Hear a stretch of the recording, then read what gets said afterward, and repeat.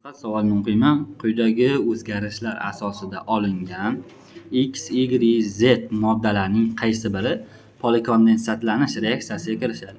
Polikondensatlanish reaksiyasi degani bu polimerning hosil bo'lishi. Polimer hosil bo'lish jarayonida suv ham hosil bo'lishi kerak.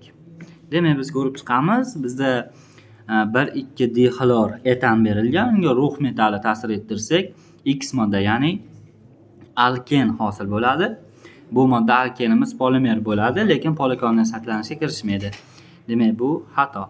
Ikkinchisi, kaliy gidroksining suvdagi eritmasi. Demak, digalogenli alkanlarga ishqorning suvdagi eritmasi ta'sir ettirilganda spirt hosil bo'ladi. Bu degani 2 atomli spirt hosil bo'ladi. Agar bu polikondensatlanish reaksiyasiga kirishi mumkin, chunki ham polimer hosil bo'ladi, ham suv hosil bo'ladi. Demak, to'g'ri javob Y bo'ladi. Endi mayli zidni ham tahlil qilib qo'yamiz. Spirtdagi eritmasi qo'shilganda qo'shboq, bu yerda ham alken hosil bo'ladi. Demak, Z xato. Demak, bizda to'g'ri javob D.